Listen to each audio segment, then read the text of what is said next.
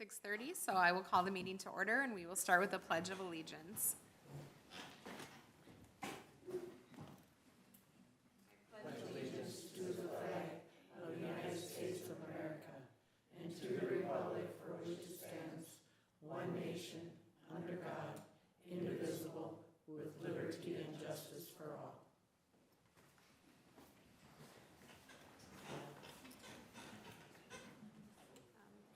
Roll call, Mayor Kratzky, I am present. Groko. Present. Kufal. Present. Padilla. Present. Rose. Present. And Eker. Here.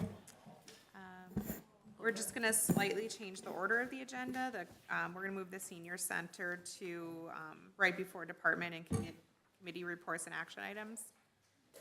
So that's the only change to the agenda. So along with the change, I will take a motion to approve tonight's agenda. So moved. We have a motion from Eker. Do we have a second? Second. Second by Rose. Any discussion? All in favor, say aye. Aye. Opposed, say no.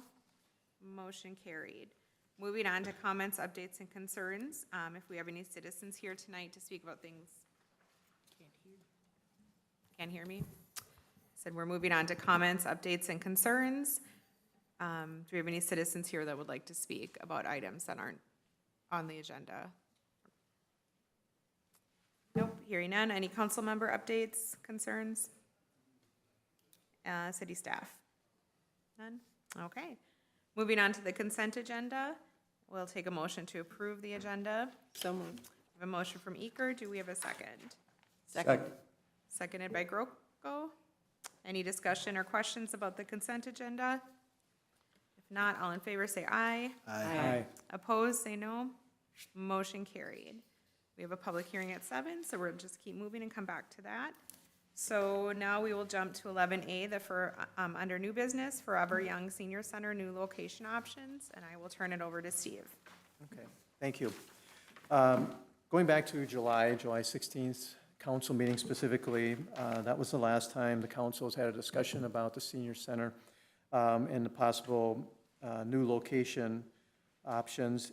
At that particular meeting, the council had directed staff to look at, just for discussion purposes, to have an idea of what the cost would be to upgrade the current building to meet the needs of the seniors, as well as looking at the Ron and Sarah Kirsch building here over on 4th Street, as well to look at that one too, as far as what would need to be done to the building to, again, to meet the needs of the seniors. So staff has researched both of those buildings, and I have laid on your table this evening and shared it with the audience as well, or some of the seniors that were here early, as far as what the findings were. And again, this is just an estimate.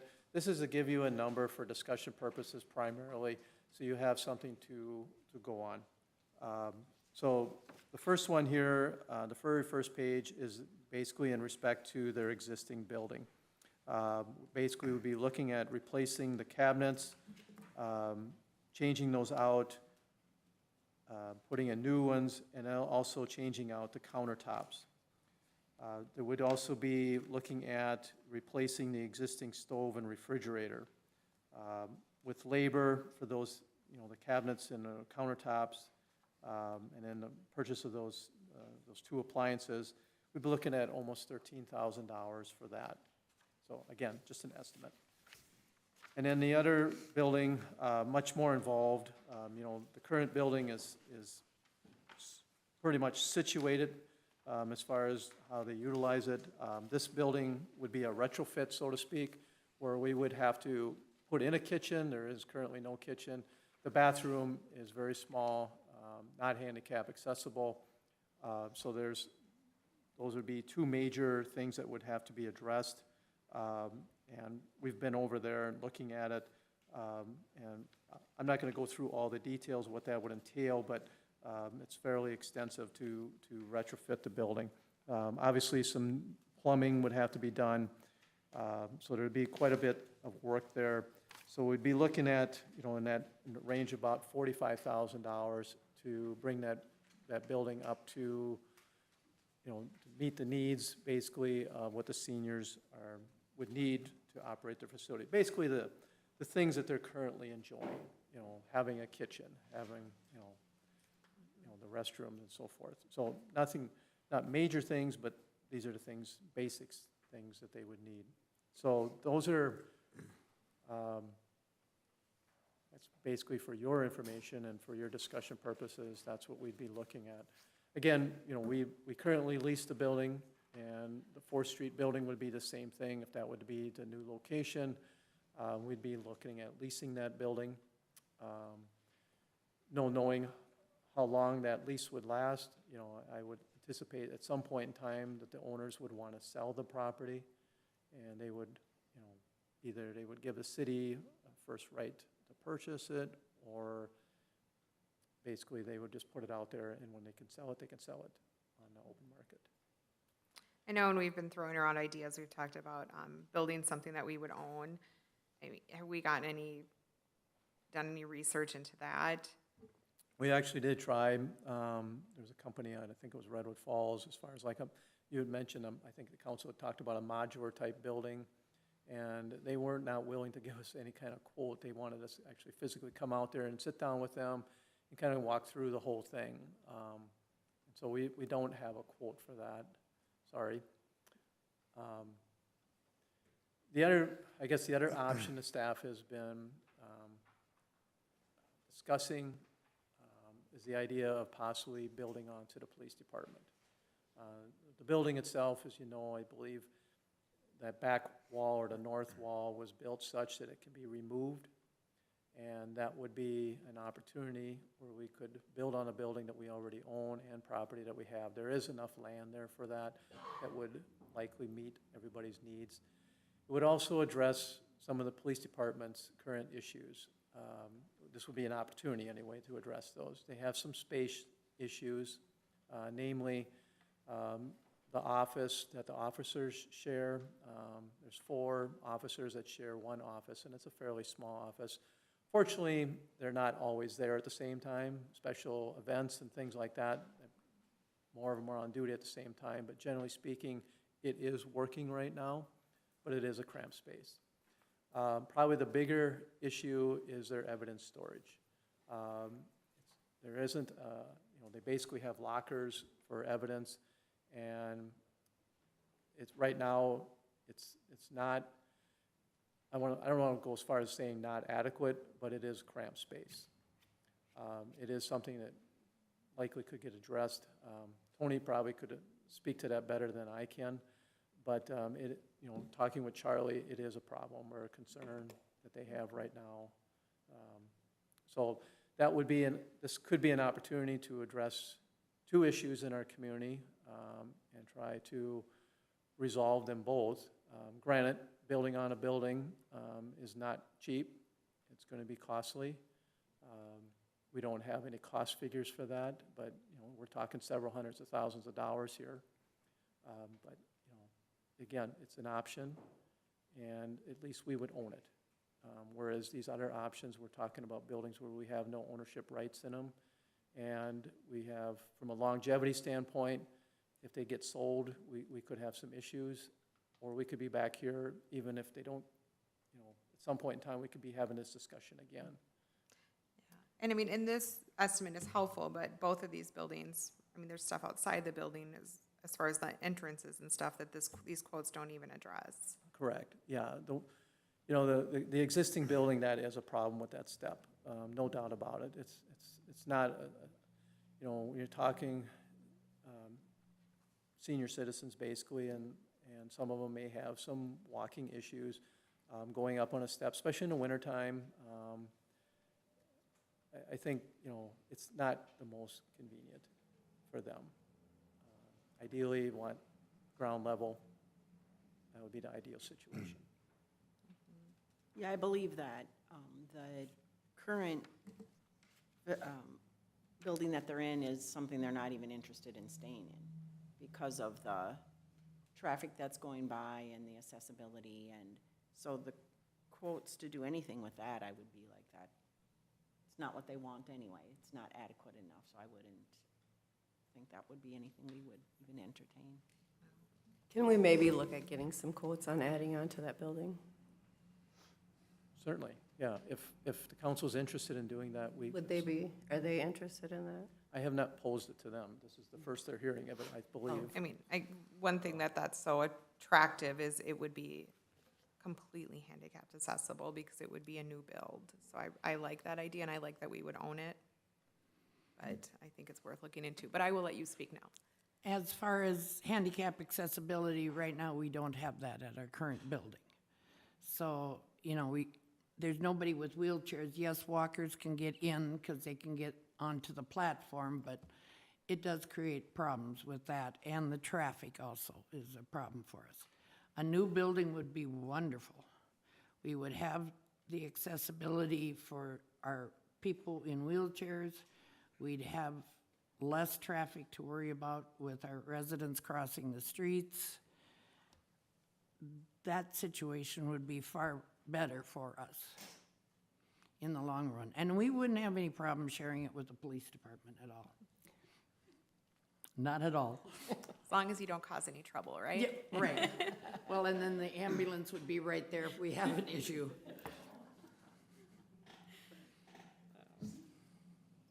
Well, I think that's something we need to look more into. I think it would solve two problems our community's having for two important groups, our law enforcement and our senior citizens, so I think we should look into that.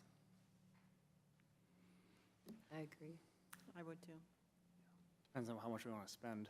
I'm gonna guess that'll be probably $300,000 or $400,000 to do that. It's just a matter of coming up with that money then versus 12,000, 13,000. But how long have we been in our location that you've spent X amount of rent given to somebody else, where this would be money in your pocket? 10 years would be $60,000 in rent, Yeah, which, so that, at that rate would be about an 80-year return on investment. And also that our current space is small. I mean, it's bursting at the seams the way it is, and not much time from now, some of us will be using the senior center. The population's only gonna grow, is what I'm saying. So we have to look at not only the current use, but future use.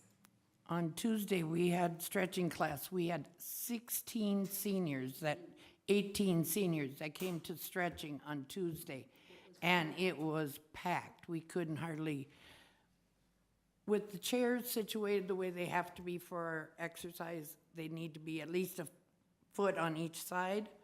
No, there was no foot on each side of those chairs on Tuesday. So yeah, we were definitely packed in there.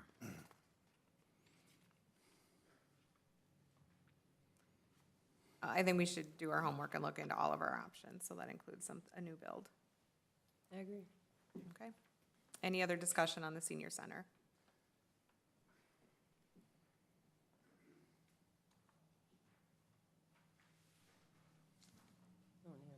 No, we don't need a motion tonight, right? We Just a this is just consensus. Directing consensus. Staff will Okay. look into it.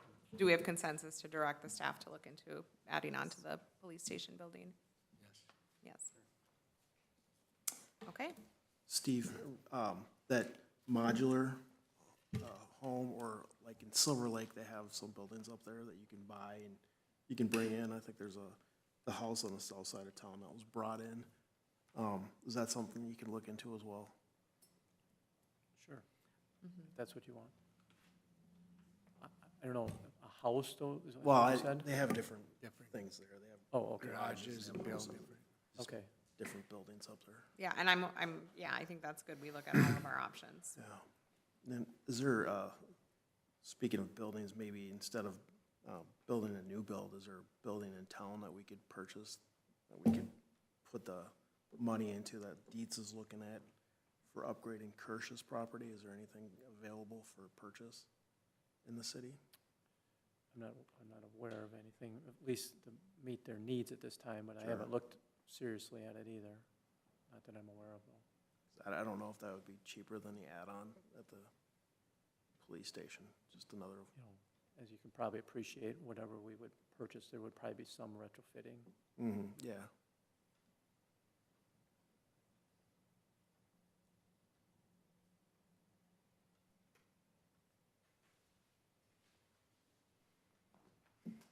We can look at that if that's what you guys would like. I say we keep all ideas on the table until we find the right fit.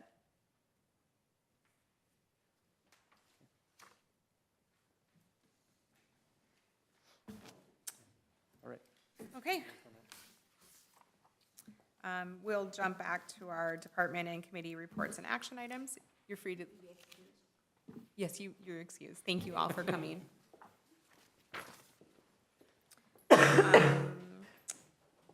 First thing on our, we'll come back to the city attorney item after our public hearing, so we will move on to Public Works. We have a couple of things on the agenda under Ty's department. Good evening, everybody. Just an update on the I&I project. All the letters were sent out Friday. I've already received some calls about it, some pretty neutral, some not so positive, they didn't like them at all, so I had to explain to them, some of them actually what it was and why we're doing it and that kind of thing, so I kind of expect that to continue here in the next week or so at least. And like I said, all the videos are available here at the office for them when they want to come pick up. So they each have a flash drive that they can pick up that has all their information on it. So the first real thing I have tonight is to replace 4 tires on the Volvo grader. Last year, we replaced the front 2 tires because of dry rot. And we only replaced 2 out of the 6 because of budget. We didn't have enough budget to get all 6. And so this year we'd like to replace the remaining 4 tires. The total cost for the 4 tires are $79.56, and that would be through D&K Tire Services of Amboy, and they're actually cheaper than the last vendor that we used last year, so for tire and service cost. So, and we do have $17,000 available in that fund for that repair. So we're looking for a motion to approve the purchase of 4 new grader tires from D&K Tire Service for an amount not to exceed $7,956. So moved. Second. Motion by Padilla, seconded by Eker. Any questions or discussion? All in favor say aye. Aye. Opposed? Motion carried. the second thing I have is snow hauling bids for the 2025-2026 snow season. I got 2 bids, one from Latsky Trucking of Gaylord for $120 per truck per hour, with 3 trucks available. The second quote I got was from Rachel Aggregates. That was $135 per hour per truck. Last season, we used Latsky Trucking for the first time, and the price has not changed since last year, so it's the same quote. So we're recommending we accept Latsky Trucking's bid for $120 per hour per truck. I'll make that motion to approve Latsky Trucking for $120 per hour. We have a motion from Padilla. Do we have a second? Second. Seconded by Rose. Any discussion or questions? All in favor say aye. Aye. Opposed? Motion carried. Guess the only thing I want to add is Alex took his Class D water class late last month, and he passed, so he's got a D in water. He's got to go back to take one more test to get his C next year, so then he'll be all set. Nice. Good. Great. Thanks for the update. He has his D in sewer already. All right, thank you. Thank you, Ty. Okay, next on the agenda, under Fire Department, we have the PERA contribution increase request. Justin wasn't available to be here this evening. He's at the Fire Chief's Annual Convention. So I'm going to try to present this on his behalf. Basically, what the Fire Department's asking is, we participate in PERA, and each year the city has budgeted and made an annual contribution of $5,200 to their retirement pension, whether it was with the Relief Association or now with PERA. That contribution has been the same over the years. The Fire Department is requesting an increase in that contribution, basically in the amount of $2,600. The way I understand it is the $2,600 is tied to the number of members that they have.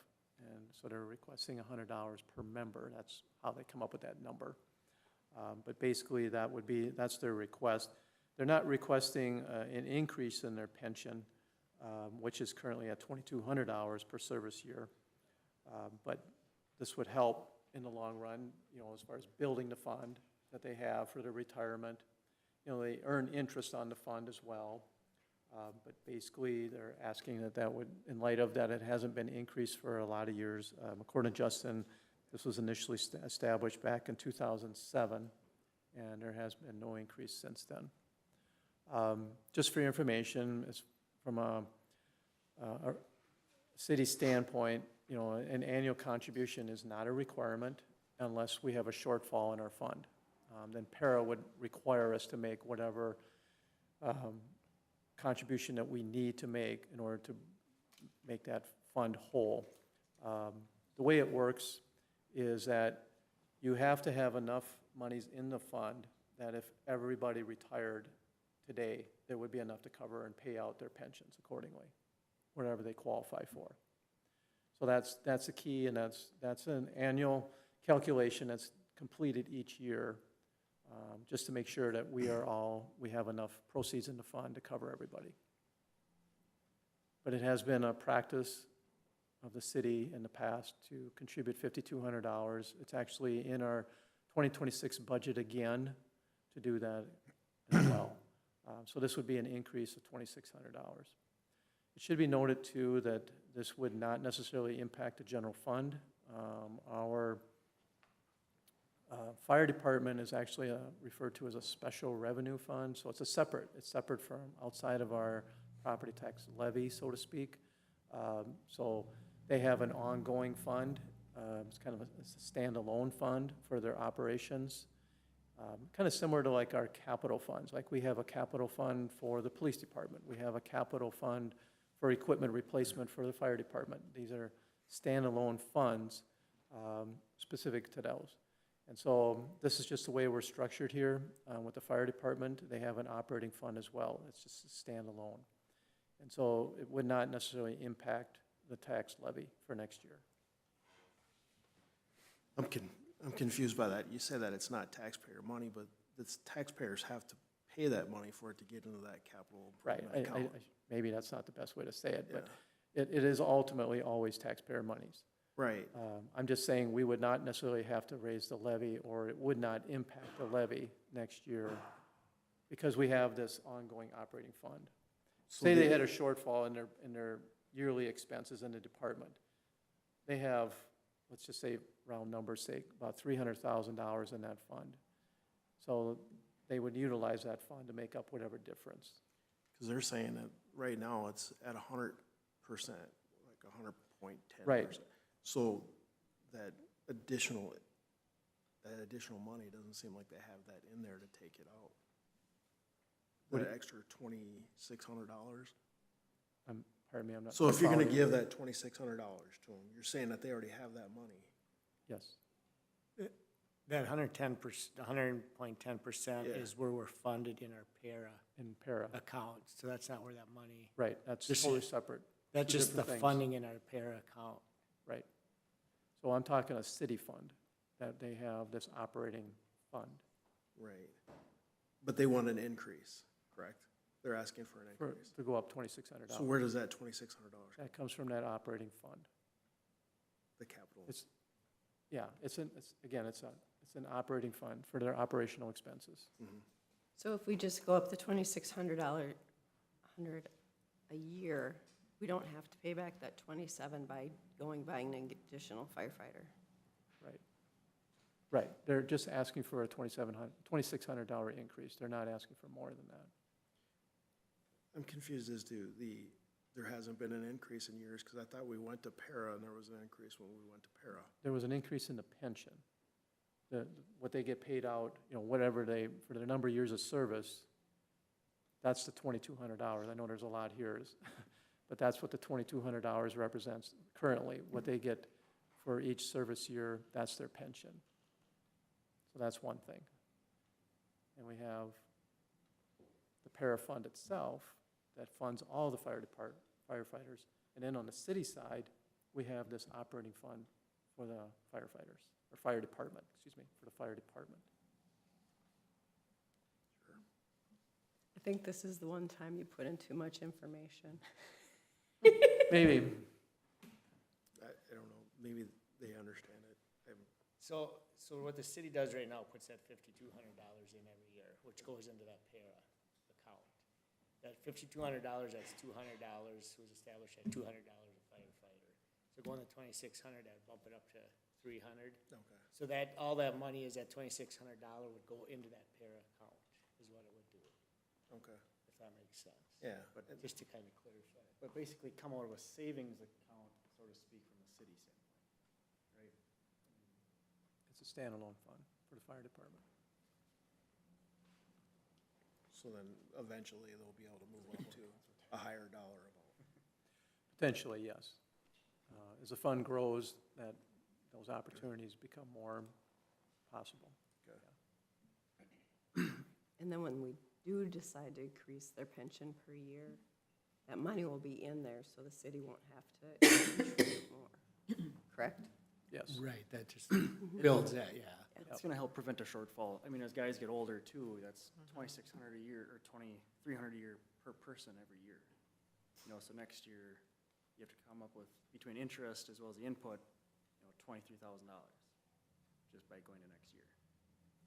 Is that like 2,300 for, they get a check at the end, like 2,300? When they retire. Or 2,200.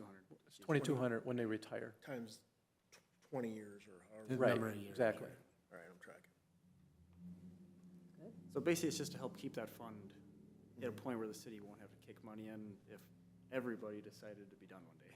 Sure. You know, that's the worst case scenario, but legally, like Steve said, you have to keep that near 100%.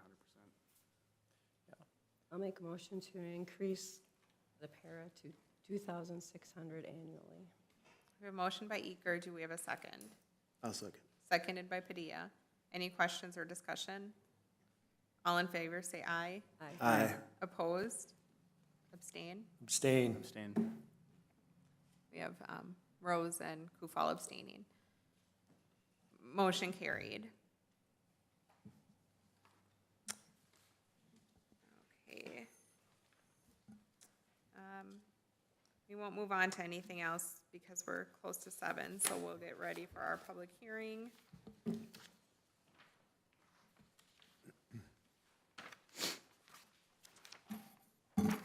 Tonight's public hearing is regarding Primo Truck and Trailer Wash and Repair Parking Lot Site Plan Revocation.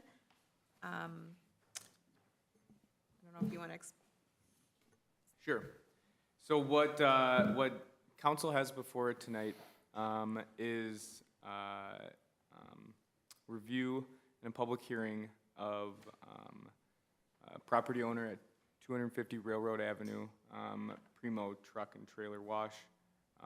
As a matter of background, in 2022, it came to city staff and the council's attention that there was some problematic parking going on at this property. At that point, there was semi-trucks, trailers parked in the road right away, obstructing traffic. There were semi-trucks kind of strewn about the property and parked on grass, on areas not designated as parking. As part of that, the council and the property owner started a dialogue, and ultimately the property owner chose to move forward with a parking lot expansion plan in which he had SCH put together a site plan for parking lot improvements, and accordingly, that was passed by the city council, and that improvement plan moved forward. And that parking plan, under the city code, confined where parking could occur on the property. And fast forward to earlier this year, it came to the, I suppose it was a slow build from where things stood in terms of when the parking lot was constructed and there was compliance until more recently when it was apparent that the property had fallen out of compliance again with the parking lot plan and city ordinances. And accordingly, Mr. Kokesh, the property owner, and his attorney attended the June 4th, 2025 meeting. And after much discussion, the direction from the council to staff was to work with the property owner to see if a new improvement plan, a new expansion of the parking lot was viable. And the property owner, again, worked with SCH to put together a new site plan for an expanded parking lot.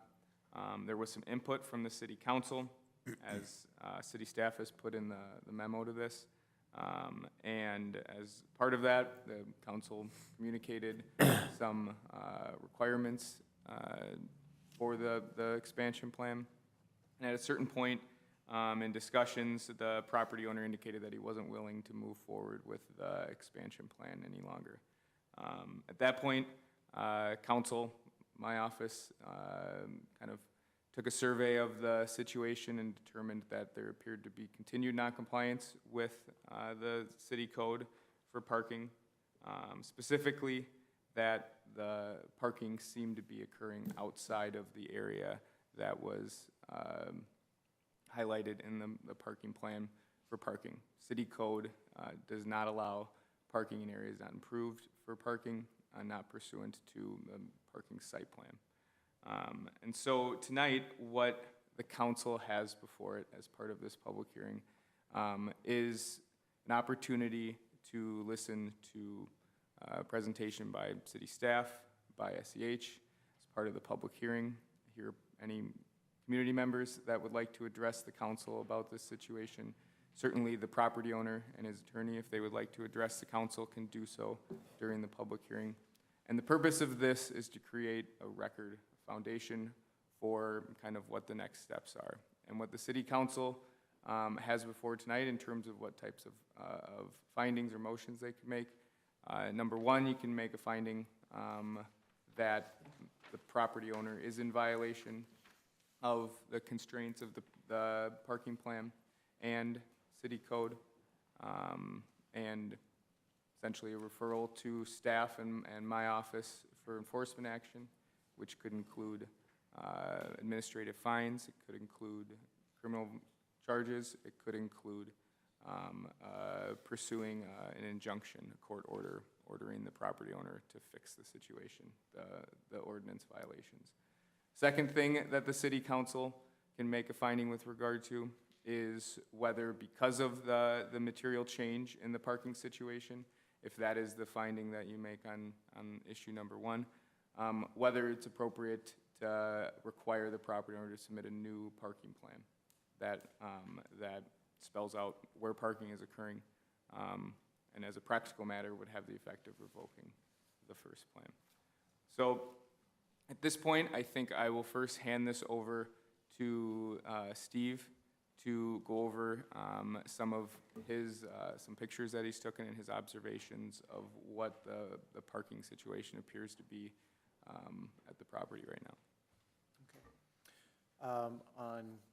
In your packet, at the end, I guess that page, excuse me, 76, 77, there's just two photos in there that I took last week, right before the packet went out to you. And this is, since our meetings this past summer, especially the June 4th one, a lot of what I would say improvements have been made on the property. There's not nearly as many trailers that are parked in areas that are outside the boundary lines of the parking lot that was approved back in 2022. At this point, it does appear that there's still 4 trailers that are parked outside of that. This would be on the southwest side of the lot itself. And so those to me appear to be the ones at least in question. They're parked in a grass area.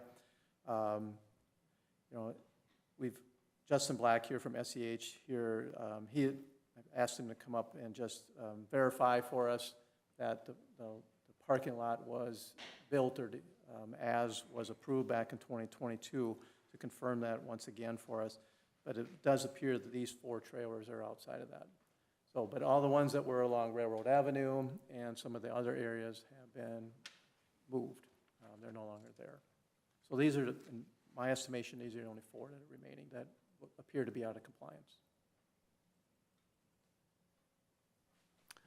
Good evening, Mayor and City Council members. Just by way of introduction, Justin Black, City Engineer. We did take a look at the as-built site out there. We overlaid the 2022 parking lot plan on top of an aerial photograph, and the footprint of the parking lot that was constructed matches the 2022 plan. So the footprint of the parking lot is in alignment with what was approved in the plan. So I'd be happy to answer any questions.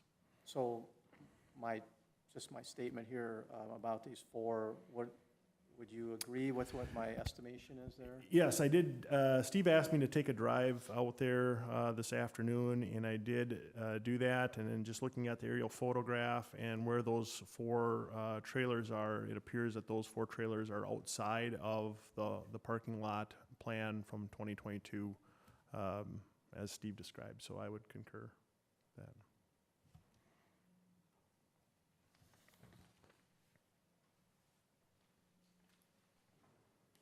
That's all I had at this point in time.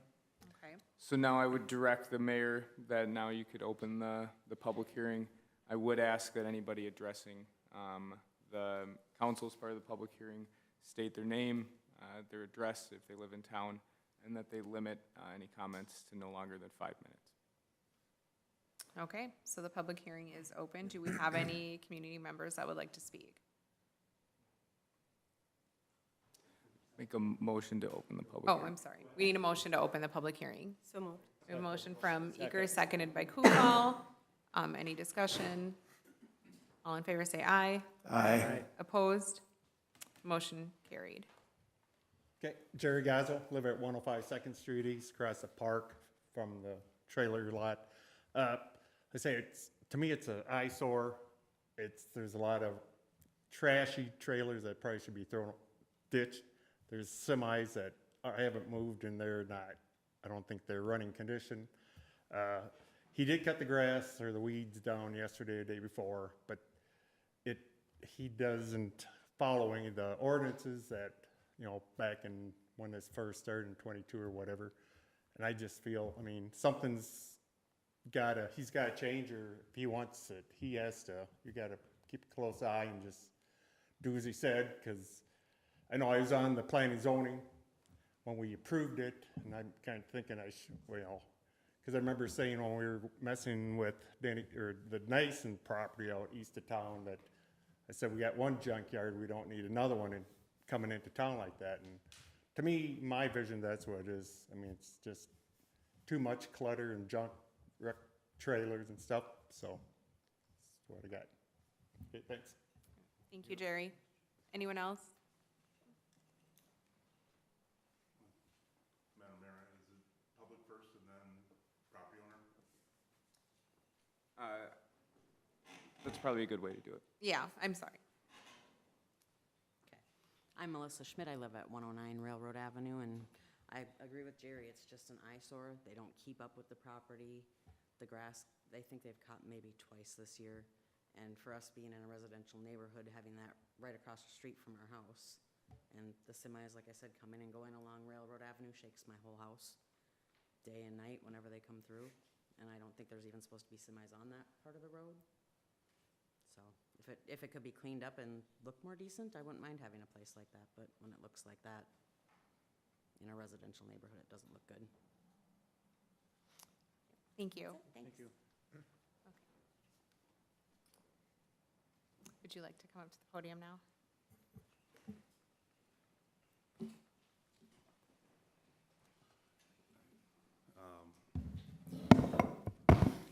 Mayor, members of the City Council, my name is Paul Grabitsky. I'm the attorney for K&H Farms LLC. That is our true property owner, just to make sure that, I know city staff's been a little, let's call it consistently inconsistent on who owns the property in tonight's presentation, but it's K&H Farms LLC owns the property. Primo is a tenant of K&H Farms LLC. They operate the business that's there. So they're two distinct entities with two distinct separate ownerships. So I think we need to start with kind of the basics of who is who here and what remedies are appropriate against what person or what entity. Before beginning, I would query, so I don't get too repetitious here, is whether the city council received copies of correspondence sent to the city attorney yesterday. This is your opportunity to present. This isn't a back and forth between the city council. We will start. I think the city council needs to be kind of on the same page as where everything is, and I'm not a big believer in hiding stuff. So if we can circulate correspondence sent yesterday. And the first question we really have to make sure we know what we're doing here, Madam Mayor, is asking the fundamental question of what code section are we proceeding under? I pulled up chapter 153 from the city ordinances, and I'm looking for what code section we're appearing under, and city staff hasn't been able to answer the question.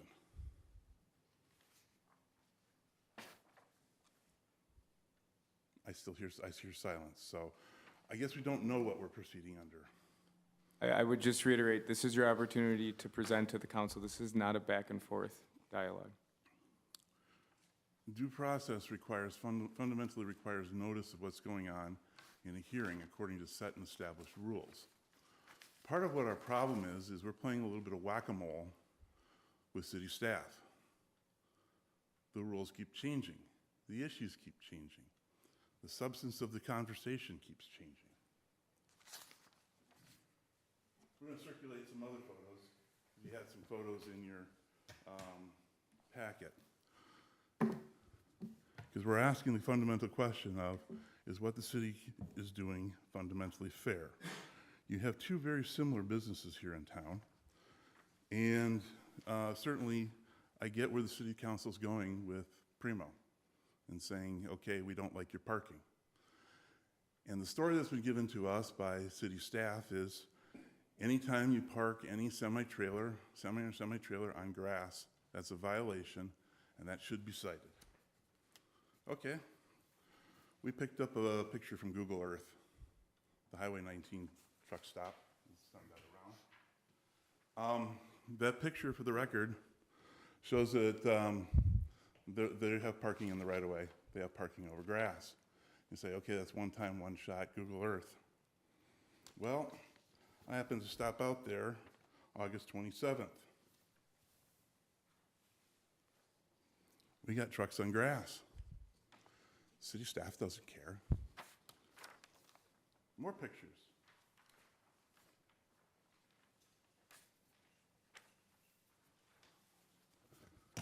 August 27th. What happens? Nada. Is there an enforcement action? No.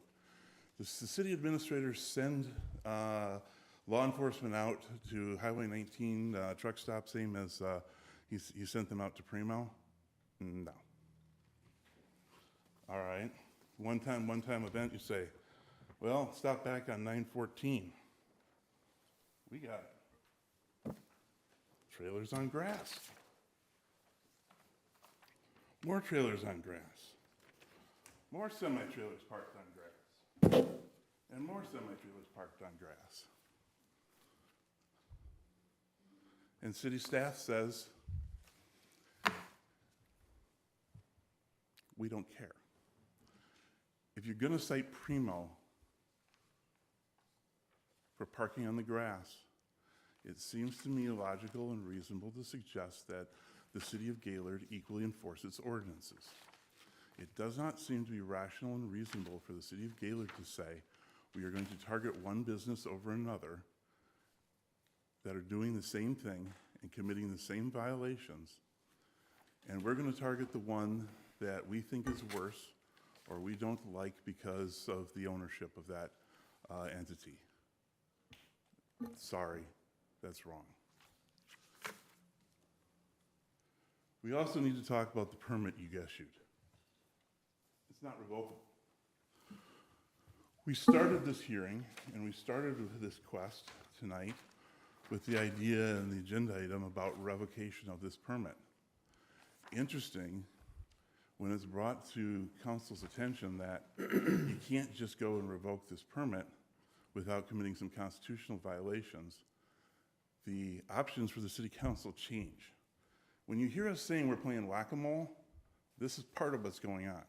You started with, we're gonna revoke the permit. That's what the hearing is about. And it's like, no, your options are findings and directing court action, or your options are direct a new site permit, or do this or that.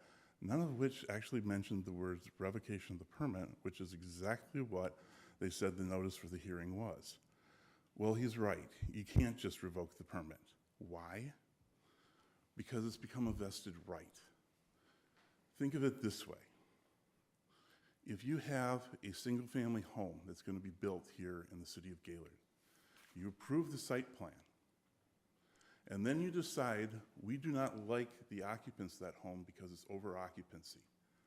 We thought it would be a normal single family. Instead, they got 75 people living in a single family home, 5 to a bedroom, and people camping out in the kitchen and basement and everywhere else. It's unsafe. We don't like it, doesn't fit our ordinance. You don't revoke the site plan. You follow under different law. In this case, what the city of Gaylord has chosen under its zoning ordinance is saying that the only remedy that you've got are administrative citations. That's the remedy that you've got.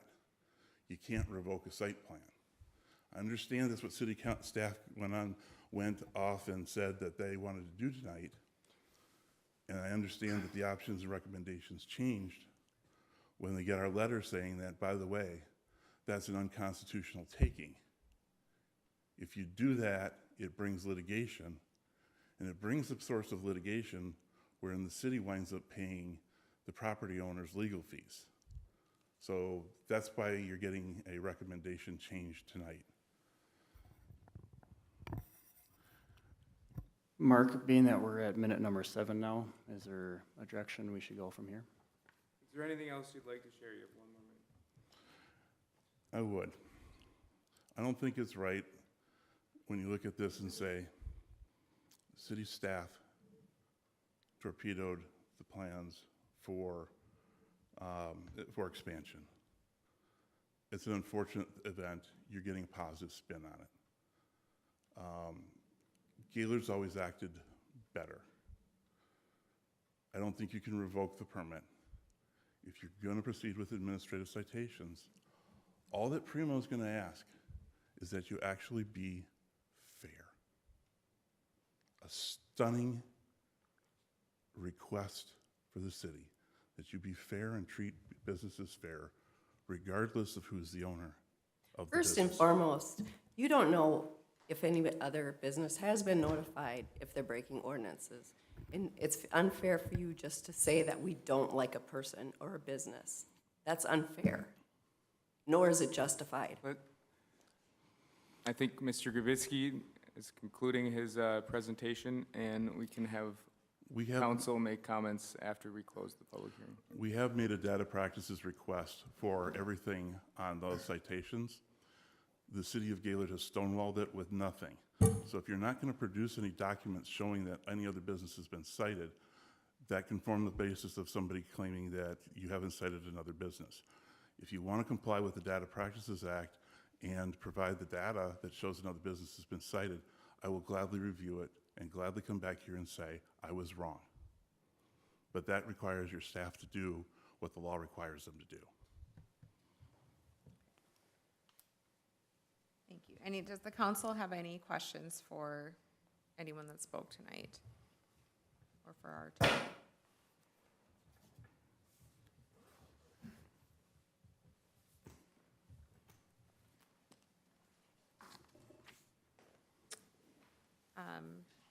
Does anyone from city staff or want to respond to any of the comments made by Mr. Grabowski or Grabitsky? Not at this time. Not at this time? Okay. Maybe before you close, though, just ask one more time if anybody else wishes to speak. Okay. Would anyone else like to speak? If not seeing anyone, so I will take a motion to close the public hearing. So moved. Second. Motion by Padilla, seconded by Groko. Any discussion before we close it? All in favor, say aye. Aye. Opposed, say no. Motion approved. Moving on to council discussion. How would the council like to proceed? Sure. So as we stated tonight, that the legal standard here is the preponderance of the evidence. And so the first issue to consider is there an actual zoning violation occurring at the property?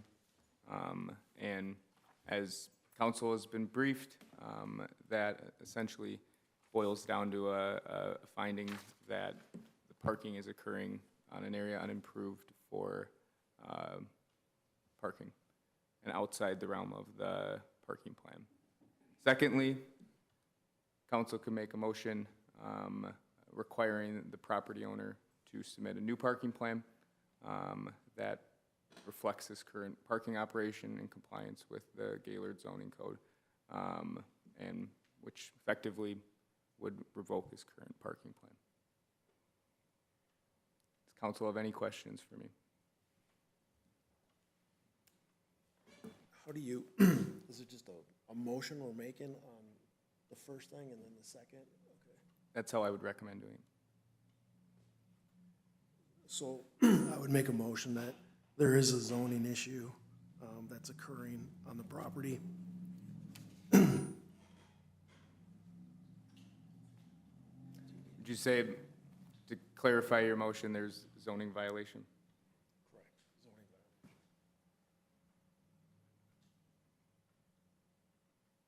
We have a motion from Padilla that a zoning violation has occurred. I would recommend that maybe you explain the basis for that in your motion. Yes. The zoning violation that is occurring on the property is semis are parked outside of the approved parking area.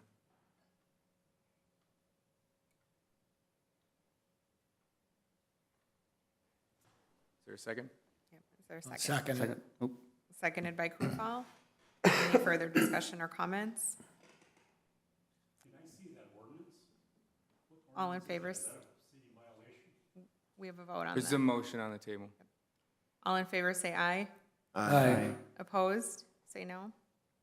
Motion carried. And now, is there a second motion that needs to be made?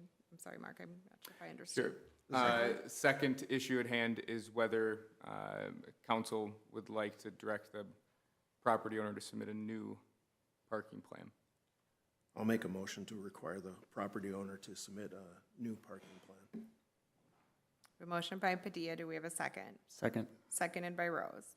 Any comments or discussion from If I council? may, another option would be simply to come into compliance and remove those 4 semi-trailers that are currently parked in the grass. I'm just putting that out there. I don't want to add that. I don't want to. I know, I'm just sharing. Tony's, or Padilla's motion is on the table, so all in favor say aye. Aye. Opposed, say no. Motion carried.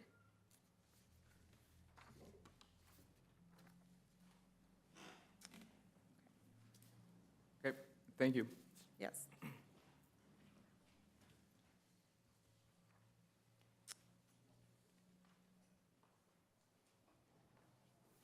Do we jump back into our agenda? Do we need to take care of anything else beforehand?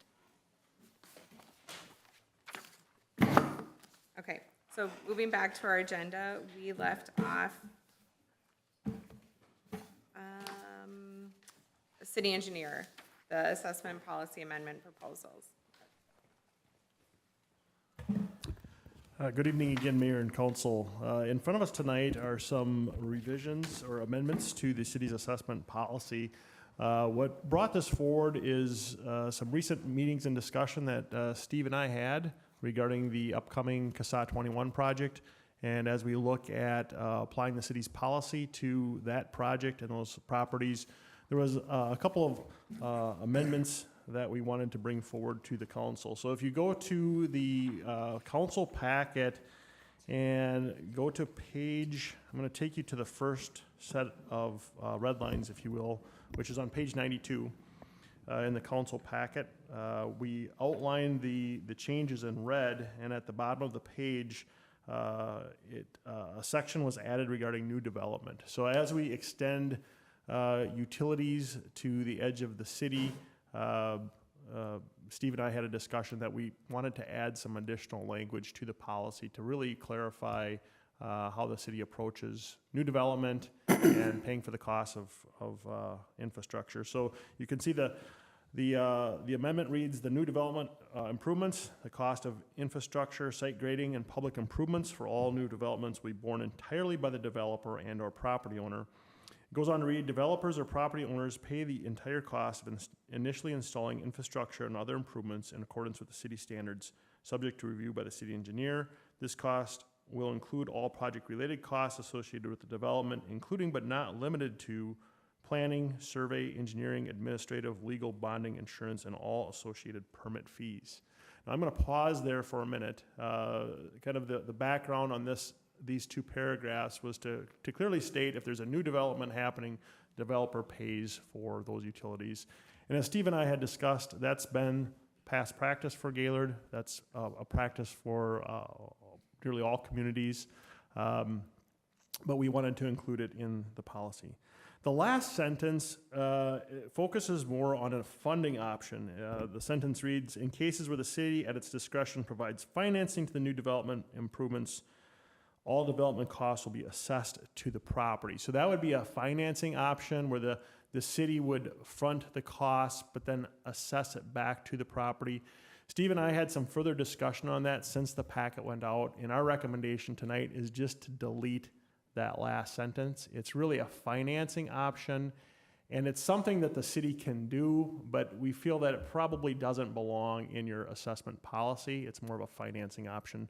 So that being said, our recommendation tonight would be to include those first two paragraphs, but delete that final sentence in that section. So if you click ahead in the packet up to page number 98, we get to some additional changes that we're proposing for the policy. And again, what we're looking at is, is the policy matching what the city has done in the past as far as past practice? And if we take a look at the middle of the page, it talks about storm sewers.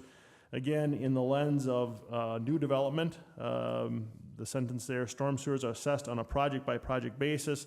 It goes on to say storm sewers in new subdivisions are considered an assessable improvement on an area basis. And we added and assessed at 100%, just again to make clear that if there's a new development, they're paying for the cost of that infrastructure. Go down to the bottom of the page, we're actually striking a sentence. The sentence is referencing replacement of existing storm sewers is assessed at 25%.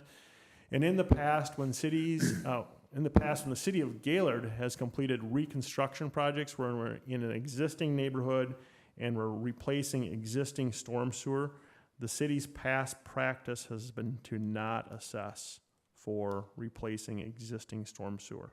So we'd like to strike that sentence just so that we're consistent with what the city's done on the past projects. Moving ahead to page 99, it'd be the next page in the packet. Middle of the page there, we're talking about existing sanitary sewers is assessed 25% of the remaining costs, and the remaining cost is paid for by other sources.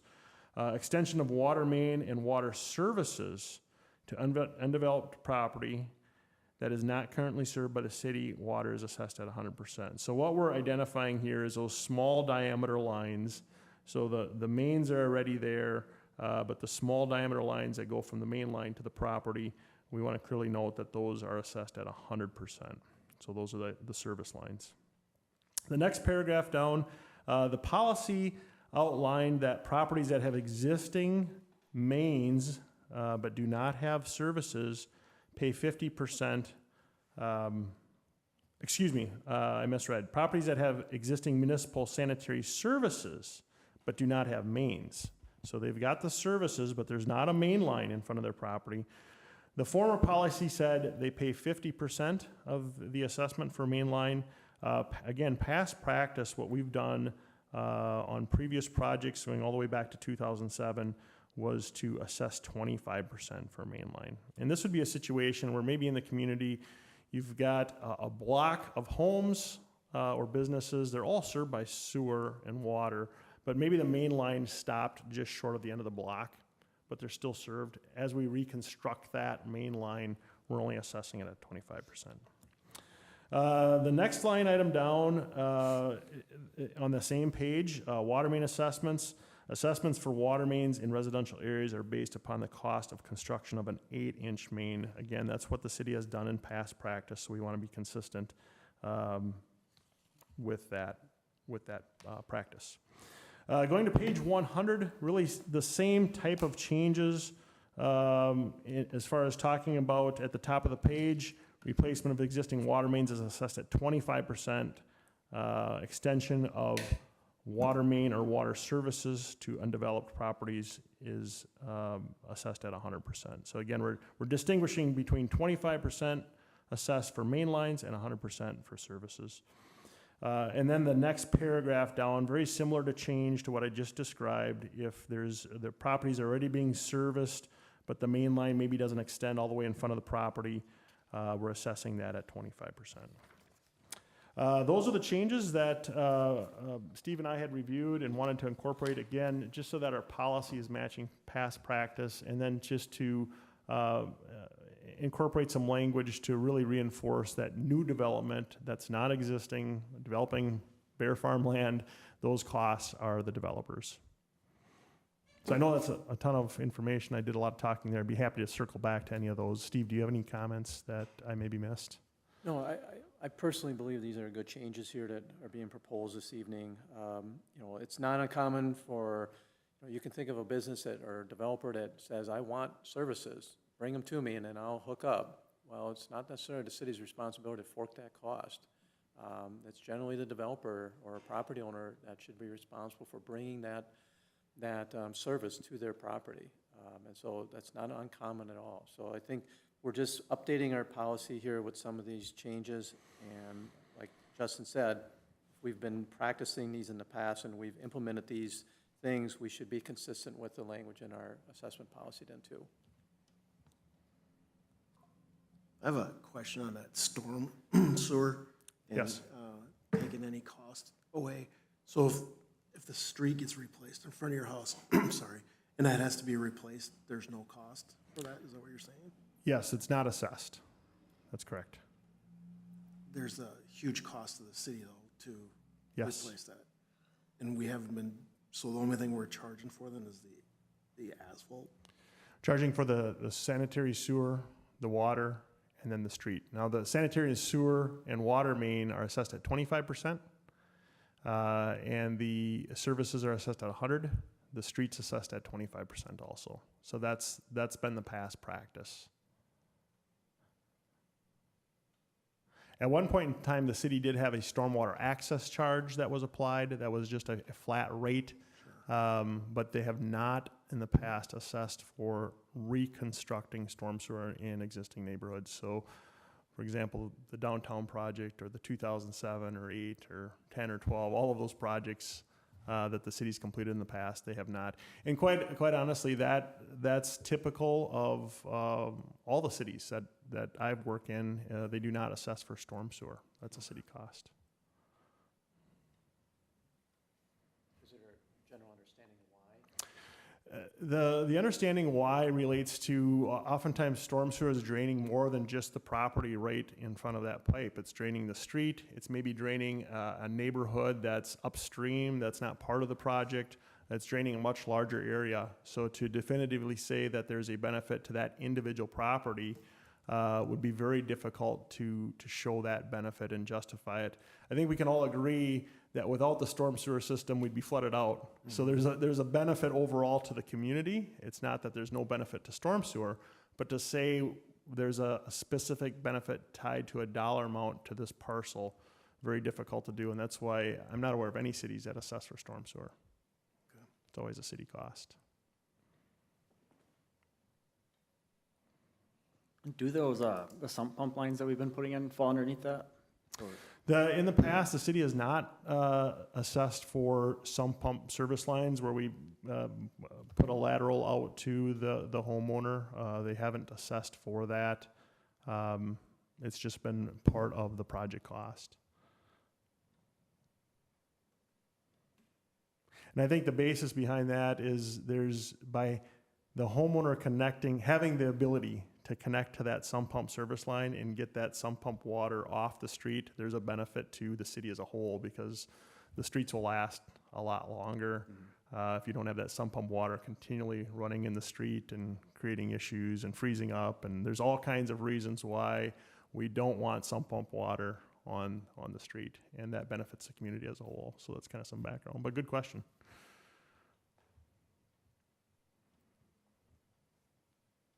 Any other questions? If not, we're looking for a motion to approve the amendments to the assessment policy. So move. That was motion by Rose. Do we have a seconded by Groko? Any further discussion or questions? Hearing none, all in favor say aye. Aye. Opposed say no. Motion carried. Thank you.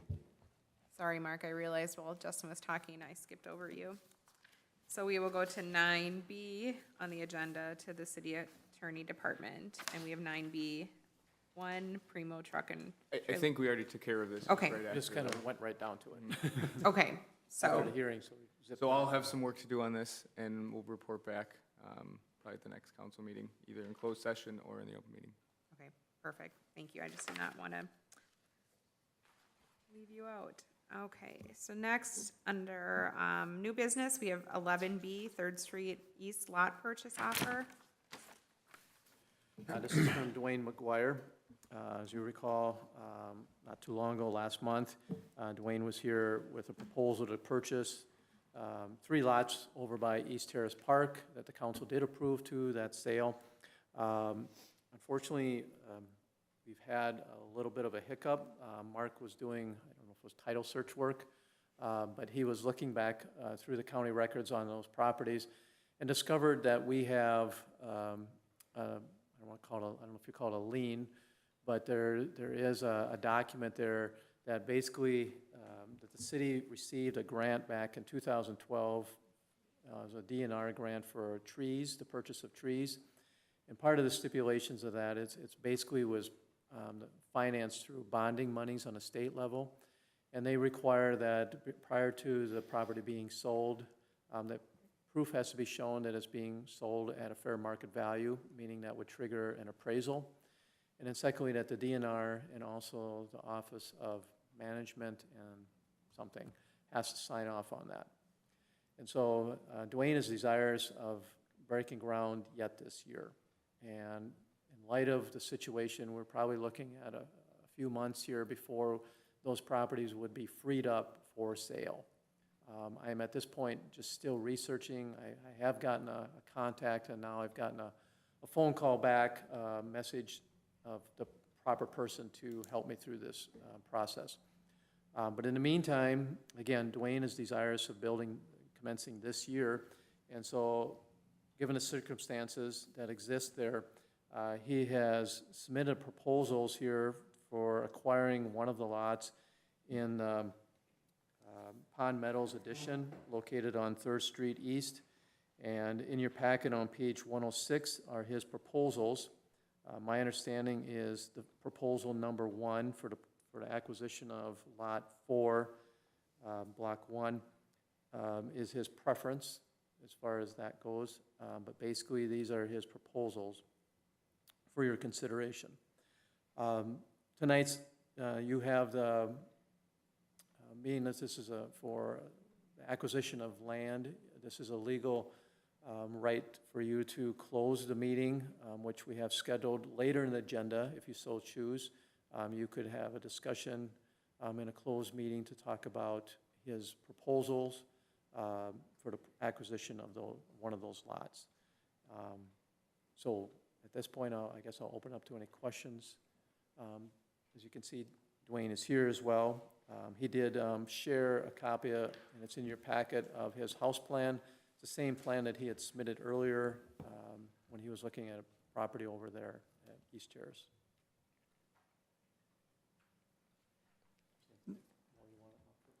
Pardon? Is there anything you want to say or offer? Not really. I just want to get moving on it. So lot 4 or proposal 1 is your preference? Lot 4 is the one I prefer, because the house I'm planning is 64 feet wide, so that extra 7 feet would be nice. Or would you like both? Pardon? I said, or would you like to build on both? The other lots, I'm open to keep my offer in on them, because I've got it worked out on paper to put 2 twin homes down there, On Second Street? south of the track, Yep. down there on Second Street South. And sell them. They wouldn't be rentals, they would be nicer twin homes that would be for sale. I've got a couple interested parties already on them, but you've got to get the answer from state DNR. At this point in time, we have not entered in a purchase agreement on those 3 lots either, in light of the circumstances. I don't know if there's any action that the council needs to take at this point in time. They did agree to sell the properties. Yeah, so, I mean, I think it's probably prudent to pump the brakes on those other lots. But you do still have a essentially approved offer, so, if we wanted to put something in place on those, we would probably need to just change the purchase agreement a little bit, so that there's a contingency if this negotiation with the state doesn't pan out the way we think it will, and it makes the deal not viable for either party. So if you wanted to get those under contract formally, we probably would add a contingency for this. The one south of the track, Yeah. Yep. yeah. For these lots, yeah, that would be a separate matter. Yes. Obviously. Yeah. So, yeah, I mean, what I was trying to say is that it's probably wise for us to get on the same page. If you're not interested in those lots anymore, the council can cancel that approval basically with a motion. But if you wanted to keep it open-ended and see if there's a way we can get it under contract while I'd like to keep it open-ended, but how long is it gonna be before you're gonna know what the DNR says? Well, I guess I would phrase it like this, it's a little unconventional, but I guess we don't know exactly how long, That so. could be a couple of years. Yeah, and My experience with DNR is that could be a couple of years. we don't want to obviously tie you into this or tie the city into an agreement, so we would probably have to figure out. Well, whether I'm doing it or somebody else is doing it, it's still gotta get Yeah. figured out. Yep, exactly. But I suppose what I'm saying is it might be more useful for you to tell us when you would want to cut bait on that transaction versus leaving it Well- open-ended indefinitely. I'm not a spring chicken anymore. So, as long as my health is good, I'm fair game, and the original agreement was 3 years of what I proposed the first time around. Oh, so you're saying how long before you would break ground on the actual property? The south, I might be, correct me if I'm wrong, but my understanding is when he was looking at the south properties, he wanted to break ground on his home right away, but the townhomes up to 3 years. So I Yeah. think that's what he's referring Correct. to. So, but I think the way the purchase agreement is structured, that you would be purchasing the lot before you would be ready to break ground on building there wouldn't be a 3-year essentially escrow. south of the tracks on Second Street, is that the ones you're talking about? Yeah. All depends upon what DNR would come back that says what you have to sell them lots for. Because they've got a stipulation in there. Could we just, like, table that until, like, the next meeting, you guys can gather more Yeah, I information think before it's we make kind a of decision? a distraction right now. Yes, I think we can probably figure out kind of the nuances of where you're at, where the city's at, and then come back to the council on the other lots that are in kind of a holding pattern, if that makes sense. Maybe work with Steve to figure Yeah. out kind of what your timeline is, and then we can figure out a contingency if that still works for everybody. I've got a couple interested parties already in them, Okay. in 2 of the twin homes. 'Cause, I mean, we could go a year or two, but I mean, I think without much information, it'd be nice to hear from the DNR and then get everybody on the same page before we get too far into it. Yeah, I should be able to get some more information on this by our next meeting or. Is another in option November. Lot 3 on Third Street? Excuse me? Lot 3 says negotiable. Nobody's bought that, right? Could he buy that lot, build his townhomes? No? Maybe in the future. Maybe in the future. Right, but we keep going back to Second Street. That property is available right now. If he wants to. The twin home was But always he's like- interested, he's still interested in the ones on Second. Yeah. How about can- we go back to his offer and get that done first, and then we can talk about future projects. So, how does the council want to proceed with the offer Dwayne made on lot 4, preferably, or 5? I would like to proceed with proposal number 1. Okay, I'll make a motion. Second it. so you I'll- made, that's your I'll make a motion? motion to go with proposal number 1 for $24,500. Okay, so we have a motion made by Rose and seconded by Kufal. Any further question, discussion, comments from council? And then if we could just move as fast as we can, obviously. And all in favor, say aye. Aye. Opposed? Motion carried. It's approved. We're hoping to dig this weekend, so. That means we gotta get a Yeah. purchase agreement. Yeah, so I guess, move as quickly as you can. That's not gonna be doable. Pardon? You're not gonna be able to start digging this weekend. You can't get me a purchase agreement? Well, so we need to have a purchase agreement, there needs to be a closing, so we're not gonna be able to put that together in 2 days. The lady that said she could close in a day, if there's no strings attached to this thing. We're not gonna be able to close before this weekend, I'm sorry. How long are you talking? We probably, at the very least, would need until next week, to be realistic with you. Okay, That is the absolute soonest that this can get done. so what's all gotta happen? There needs to be a purchase agreement, you need to decide if you wanna have title looked at, and there needs to be a title review. If you don't wanna have title looked at, then you have to waive all claims of title, and essentially, we're not making any warranties about the title. Needs to be a deed put together, there has to be an escrow put together. My understanding is your attorney can handle the escrow, but we need to put together some affidavits. There won't be any Deed. financing. I'm just saying, I'm not gonna be able to close this transaction before this weekend, I'm very sorry. But Monday, Tuesday, or Wednesday of next week, we can do that. Okay. All right. And, the people that are working on this for me are not in the given office on Friday, so it's gotta be done Monday, Tuesday, Wednesday next week or whatever. Yeah, that's the earliest I'm gonna be able to do it, I'm sorry.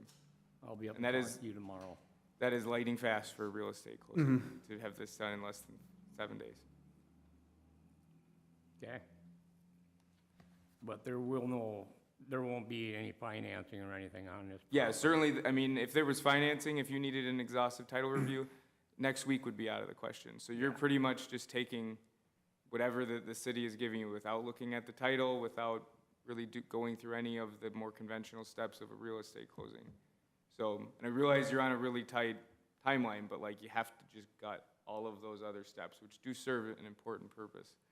So I would recommend that you make sure your attorney has explained to you the implications of closing so quickly and not having title looked at and not, asking for title insurance, all of these things. It's not my position to be telling you these things, but it will make a meaningful difference in terms There's of what been no issues with the other lots out there so far, correct?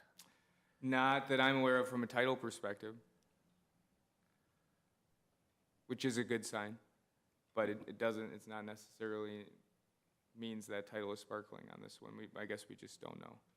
So I would encourage you, I know your attorney, she's competent, she's a very good real estate lawyer, she can explain to you the implications of closing this quickly. And if you still want to close, we can get this thing buttoned up for you on Monday or Tuesday of next week. Okay, that's what we're gonna target then. Okay? All right. Okay.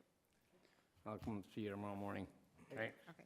Thank you, Mark, for moving on that Yeah. quick. I mean, whatever it takes to help not have to dig through frost, we'd appreciate it. Okay. Next on the agenda is 11C, ordinance number 378, an ordinance amending the City of Gaylord zoning code. Thank you.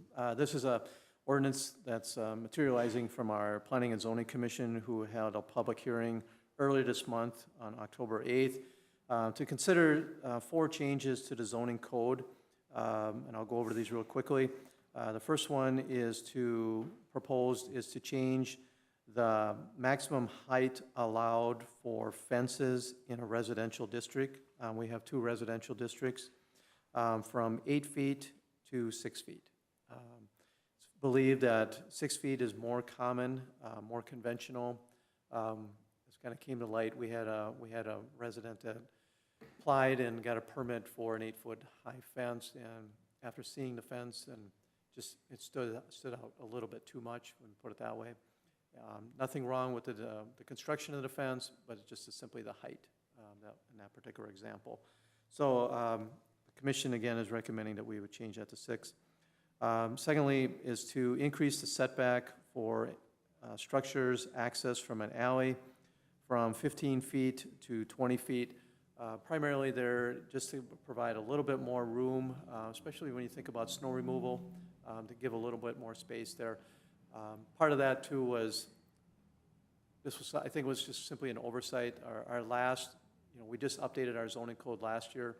The old ordinance actually said 20 feet, and so this will bring it back to that standard that we had before.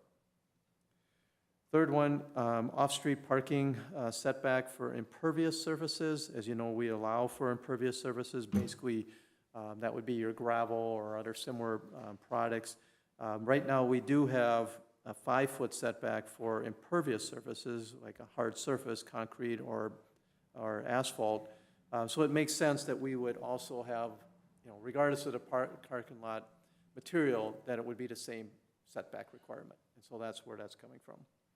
And then lastly is to add back into our zoning code this requirement for off-street parking lots, that any new parking lots in a commercial or industrial districts to be concrete or bituminous surface, or when approved by the city, a properly treated rock or other permanent surface material, like such as Class 5 gravel or something like that.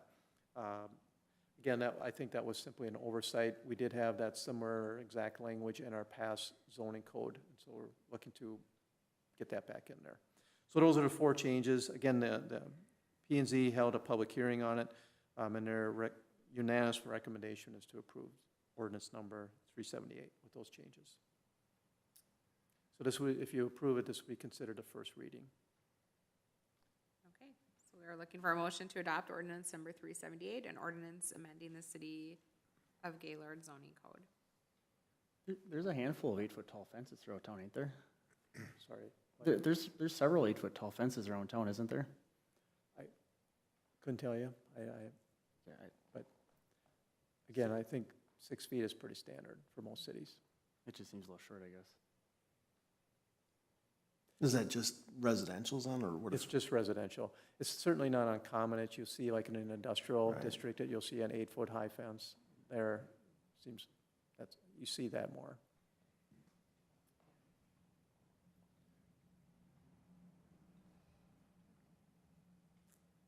Would anyone like to make the motion? I'll make a motion. Motion by Groko. Do we have a second? Second. Seconded by Kufal. Any further discussion? All in favor say aye. Aye. Opposed, say no. Motion carried. Okay. Anything else? Otherwise, we will